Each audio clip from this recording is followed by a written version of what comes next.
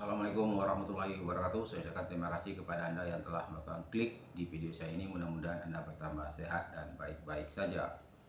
Pada video kali ini kita akan membicarakan tentang 100 hari kerja dari Kabinet Prabowo. Jadi Prabowo kemarin sudah dilantik pada tanggal 20 September 2024. Jadi sekarang sudah bulan bulan Februari 2025, berarti sudah lebih dari 100 hari. Jadi boleh dikatakan kabinet Prabowo ini berjalan dengan stabil gitu. Jadi dalam suatu pemerintahan atau dalam suatu negara ada 3 aspek yang perlu diperhatikan orang. Yang pertama masalah politik, yang kedua masalah hukum, yang ketiga masalah ekonomi. Jadi kalau kita lihat yang pertama itu masalah politik, boleh dikatakan di era Prabowo ini politik Indonesia ini dikatakan stabil. Karena semua partai politik itu masuk ke dalam koalisi Prabowo, koalisi Indonesia Maju. Cuma yang tidak masuk secara yuridis formal itu adalah Partai Demokrasi Indonesia Perjuangan, atau lebih disingkat dengan Partai PDIP.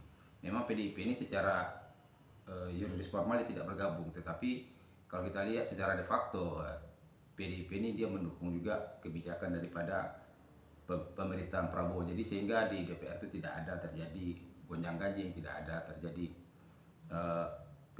melawan daripada kebijakan, atau tidak ada yang menjadi check and balance. Nah, sebenarnya ada juga negatifnya, sehingga pemerintahan itu kita tidak tahu apakah betul-betul berjalan dengan baik atau tidak. Tapi secara umum boleh dikatakan baik politik ini karena tidak ada pertentangan gitu. Jadi boleh dikatakan di bidang politik pemerintahan Prabowo ini boleh dikatakan baik gitu.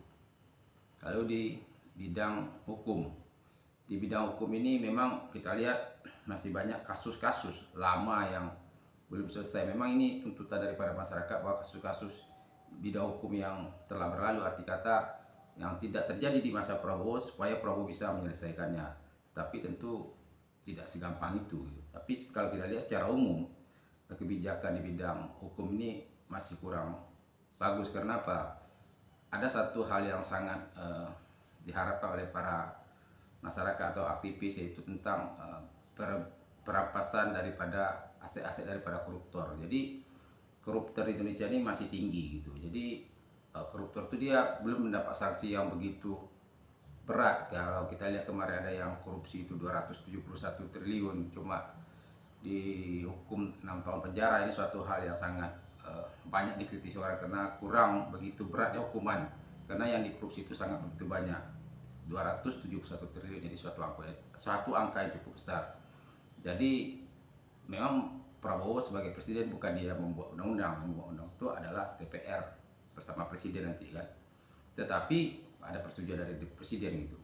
Tapi Prabowo adalah seorang ketua umum Partai Gerindra, tidak-tidaknya dia bisa menginstruksikan kepada anggotanya di Gerindra itu untuk bisa membuat undang-undang segera mungkin tentang perampasan daripada kekayaan daripada koruptor. Karena kalau koruptor ini masih banyak, maka kesejahteraan itu sulit untuk terpenuhi, karena duit itu dikuasai oleh sekelompok orang itu, tidak menyebar ke seluruh masyarakat.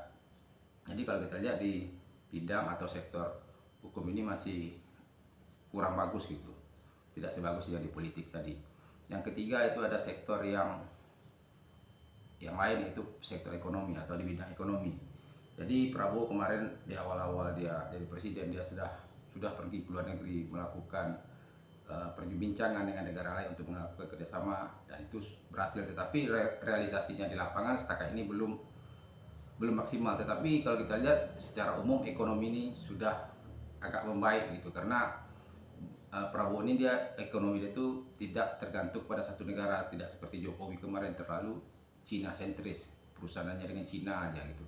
Jadi Prabowo ini dia bisa berusaha dengan Arab, bisa dengan Amerika, bisa dengan Inggris, dengan Cina juga dia bisa. Jadi kalau kita lihat secara umum pertumbuhan ekonomi Indonesia ini berkemungkinan akan baik. Karena apa? Banyak para investor atau pihak-pihak asing itu ingin bekerja sama Indonesia, karena Indonesia ini memiliki sumber daya alam yang sangat banyak, sangat berlimpah. Jadi tidak ada alasan untuk orang tidak mau bekerja sama dengan Indonesia. Sehingga untuk bidang ekonomi berkemungkinan pemerintahan kita ini bisa berjalan dengan baik lagi gitu. Memang 100 hari itu belum bisa untuk kita mengadjust pertumbuhan ekonomi itu bagaimana. Tentu perlu waktu 1 tahun nanti bisa kita melihat pertumbuhan ekonomi. Tapi secara umum boleh dikatakan baik. Jadi dari 3 aspek atau sektor tadi, yang pertama hukum, yang pertama politik, yang kedua hukum, yang ketiga ekonomi. Cuma di bidang hukum ini yang masih agak lemah, ya arti kata kinerja daripada pemerintahan Presiden Prabowo ini di bidang hukum ini masih belum maksimal. Jadi ini harapan masyarakat ke depan bahwa di bidang hukum ini bisa lebih baik lagi dan lebih maksimal lagi. Jadi bagi anda-anda atau teman-teman atau rekan-rekan sekalian yang kurang sependapat, nanti anda bisa bicara di kolom komentar.